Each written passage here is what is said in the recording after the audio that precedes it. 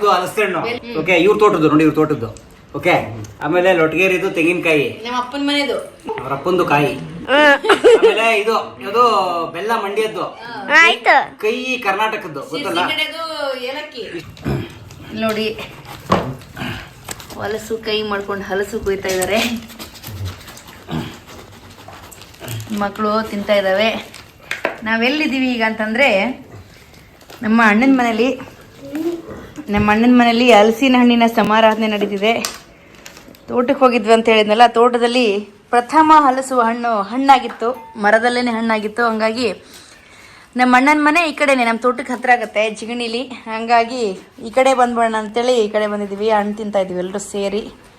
ಹೆಂಗಿದೆ ಚಿರು? ಟೇಸ್ಟ್ ಹೆಂಗಿದಪ್ಪ? ಚೆನ್ನಾಗಿದೆಯಾ ಆಕಾಶ? ಹೆಂಗಿದೆ? ಚೆನ್ನಾಗಿದೆಯಾ? ಹೆಂಗಿದೆ? ತುಂಬಾ ಚೆನ್ನಾಗಿದೆ, ನಂಬರ್ 1 ಇದೆ. ಇದು ನಮ್ಮ ತೋಟದ ಫಸ್ಟ್ ಹಲಸಲ್ವಾ ನಾವು ತಿಂತಿರೋದು? ಎಸ್, ಅದು ಮರದಲ್ಲೇ ಹಣ್ಣಾಗಿರೋದು. ಅಂದ್ರೆ ಹಣ್ಣು ಬೇರೆ ಬೇರೆ ಇನ್ನ ಇದಾವೆ, ಆದ್ರೆ ಇದು ಹಣ್ಣಾಗಿರೋದು ಫಸ್ಟ್ ನಾವು ತಗೊಂಬಂದು ತಿಂತಿರೋದು, ಮರದಲ್ಲೇ ಹಣ್ಣಾಗಿರೋದು. ಗೌರಿ ಹೆಂಗಿದೆ ಮ ಟೇಸ್ಟು?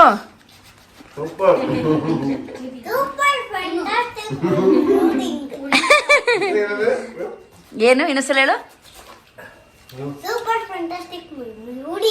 ಮೈಂಡ್ ಬ್ಲೂಡಿಂಗ್ ಅಂತ. ಸೊ ಇದು ಚೆರಿ ಹಣ್ಣು.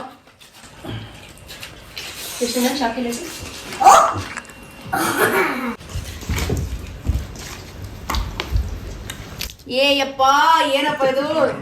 ಕೈಯಲ್ಲೇ ಅಡಿಗೆ ಮಾಡ್ತಾರೆ ಅನ್ಕೋಬೇಡಿ, ಬಾಟ್ಲಿಲ್ಲೇ ಇಲ್ಲೇ ಕುತ್ಕೊಂಡಲ್ಲೇ.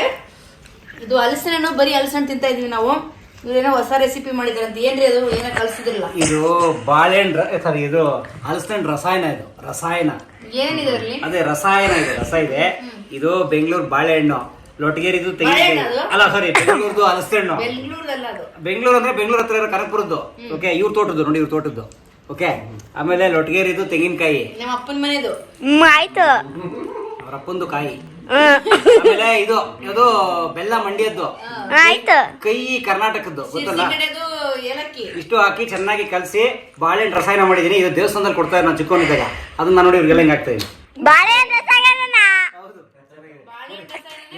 ಹೆವಿ ಡಿಮ್ಯಾಂಡ್ ಐಟಮ್ ಇಲ್ಲಿ. ನೋಡಿ ನೋಡಿ, ಅಗಸ್ತ್ಯ ತಿಂತಾ ಇರಲ್ಲ, ಎಲ್ಲ ಖಾಲಿ ಮಾಡಿ ಕಾಯ್ತಾವಲ್ಲ. ಅಯ್ಯೋ ಹಾಕ್ರೋ ಅಂತ. ಚೆನ್ನಾಗಿದೆ. ಹಲಸಿನ ಹಣ್ಣಿನ ಪಾಯಸ ತರ ಅನಿಸ್ತಾ ಇದೆ, ತುಂಬಾ ಚೆನ್ನಾಗಿದೆ. ಆಯ್ತು ಆಯ್ತು.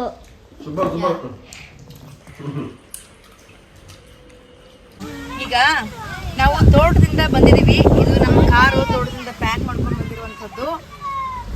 ಇದರಲ್ಲಿ ಹಲಸು ಅರ್ಧ ಕಟ್ಟಾಗಿದೆ. ಏನಿದೆ ಅಂದರೆ, ಇದು ಒಂದು ಗಾದಿ ಮಾತದಲ್ಲ, ನಾವು ತಿನ್ನೋದಕ್ಕಿಂತ ಹಂಚಿ ತಿಂದರೆ ಅದರ ರುಚಿ ಹೆಚ್ಚಾಗತ್ತೆ ಅಂತ. ಹಾಗಾಗಿ ತೋಟದಿಂದ ಬಂದಿದೆ ಕಾರು ಡೈರೆಕ್ಟಾಗಿ. ಈಗ ನಮ್ಮ ಅಣ್ಣನ ಮನೆ ಹತ್ರ ಇದ್ದೀವಿ.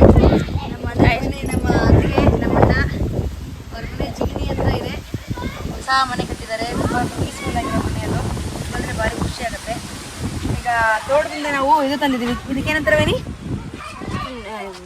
ಏನಂತಲ್ಲ ಜನ ಹೇಳ್ತಾರೆ ಬಿಡು. ಅಲ್ಲ, ಏನೋ ಇದಕ್ಕೆ ತಂಬುಳಿ ಮಾಡ್ಲಿಕ್ಕೆ ಇಷ್ಟಪಡ್ತಾರೆ. ಇದು ಯಾವುದೋ ಏನೋ ಅಂತಾರಪ್ಪ, ದೊಡ್ಡ ಪತ್ರಿಯಲ್ಲಿ. ಎಸ್, ದೊಡ್ಡ ಪತ್ರಿಯಲ್ಲಿ. ಮತ್ತೆ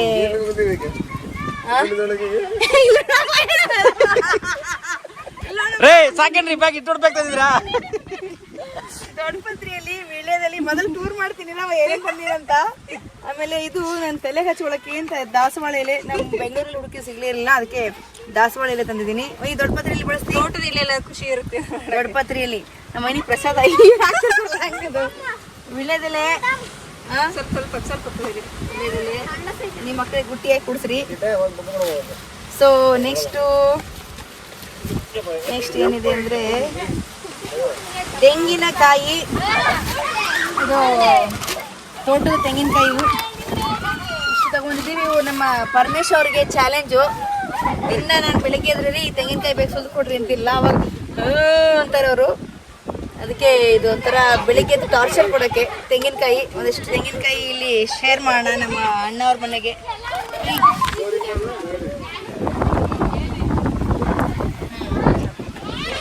ತೆಂಗಿನಕಾಯಿ ಆಯ್ತಾ? ನಿಂಬೆಕಾಯಿ ಕೊಡು. ನಿಂಬೆಕಾಯಿ. ಇದು ನೋಡಿ ಚೆರಿ. ಈಗ ಚೆರಿ ಇಲ್ಲಿ ಆಲ್ರೆಡಿ ಕೊಟ್ಟಿದ್ದೀನಿ. ಆಮೇಲೆ ಇದಕ್ಕೆ ಆಲ್ರೆಡಿ ನಮ್ಮ ಶಾರ್ಟ್ಸ್ ಮಾಡಿದ್ದೀವಿ, ಒಂದು ರೀಲ್ಸು. ಅದನ್ನು ನೋಡ್ಬಿಟ್ಟು ಸುಮಾರು ಬೇಡಿಕೆ ಬರ್ತಿದೆ, ಚೆರಿ ಕಳಿಸಿ ಅಂತ. ಆದ್ರೆ ಇದು ಏನ್ ಗೊತ್ತಾ ಚೆರ್ರಿದು ಗುಣ, ಅಲ್ಲಿ ತೋಟದಲ್ಲಿ ಹರ್ಕೊಂಡ್ ತಿಂದ್ರೆ ಇನ್ನೂ ಟೇಸ್ಟ್ ಜಾಸ್ತಿ ಆಗತ್ತೆ. ತರ್ತಿದ್ದ ಹಾಗೆ ಅದು ಒಂದ್ ಸ್ವಲ್ಪ ಬಾಡೋದಂಗ ಆಗತ್ತೆ. ಇಲ್ಲಿ ನೋಡಿ ಕಾರಲ್ಲೆಲ್ಲ ಹಾಕೊಂಡ್ ಬರ್ತೀವಲ್ಲ ಹೀಟ್ಗೆ, ಬಟ್ ಎಷ್ಟು ಫ್ರೆಶ್ ಇರುತ್ತೆ ನೋಡಿ. ಇವತ್ತು ರಾತ್ರಿ ಯಾರ್ಯಾರು ಕೇಳಿದ ಅವ್ರ ಮನೆಗೆ ಕಳಿಸ್ತೀನಿ. ಚೆರ್ರಿ ಆಯ್ತು.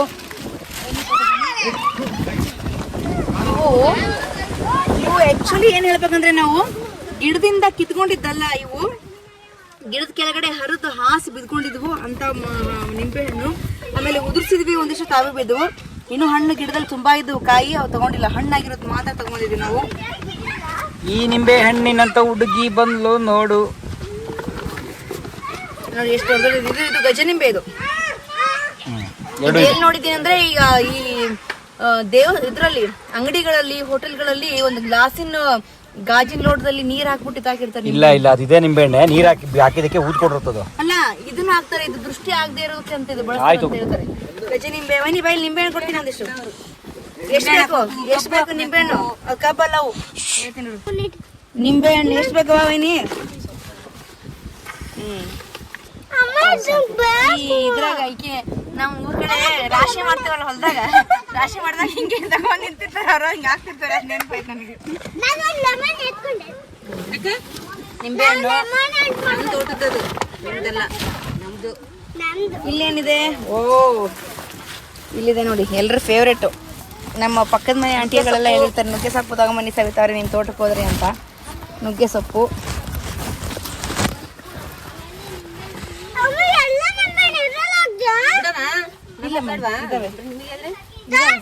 ಅಲ್ಲಿದಾವ ಗೌರಿ. ನುಗ್ಗೆ ಸೊಪ್ಪು ವೈನಿಗೆ. ಆಮೇಲೆ ಕರಿಬೇವು ತಗೋ ವೈನಿ, ಪ್ಯೂರ್ ಆರ್ಗ್ಯಾನಿಕ್ ಕರಿಬೇವು. ಇದು ಅಲಿವೆರಾ, ನಾನು ತಲೆಗೆ ಹಾಕೊಳಕ್ಕೆ ಅಂತ ತಗೊಂಡಿದ್ದೀನಿ.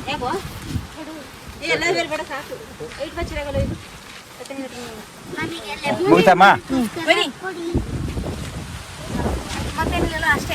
ಓಕೆ ಆಯ್ತಾ, ಕ್ಲೋಸ್. ಸೊ ಇಷ್ಟು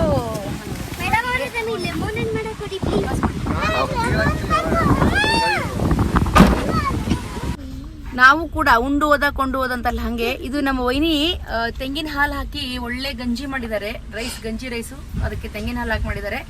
ನಾನಂತರ ಹೊಟ್ಟೆ ತುಂಬ ಊಟ ಮಾಡ್ಕೊಂಡ್ಬಿಟ್ಟೆ. ನಮ್ಮ ಮಕ್ಕಳು ಊಟ ಮಾಡಿಲ್ಲ, ಅದಕ್ಕೆ ಅವು ಪಾರ್ಸಲ್ ತಗೊಂಡಿದ್ದಾವೆ. ಕಾರಲ್ಲಿ ತಿಂತಾರಂತೆ. ಈಗ ಮನೆ ಕಡೆಗೆ ಸೊ ಬಾಯ್ ವೈನಿ, ಬಾಯ್ ಚಿರಾಗ್, ಬಾಯ್ ಬಾಯ್ ಬಾಯ್. ಮಕ್ಕಳಿಗೆ ಇಲ್ಲಿ ಬಂದು ಆಟ ಆಡಕ್ಕಂದ್ರೆ ತುಂಬಾ ಇಷ್ಟ. ಅವ್ರ ಮಾವನ ಮನೆ ಅಂದ್ರೆ ಅವ್ರಿಗೆ ಬಹಳ ಇಷ್ಟ. ಬಾಯ್ ಮಾಡ್ತೀವ ಗೌರಿ. ಚಲೋ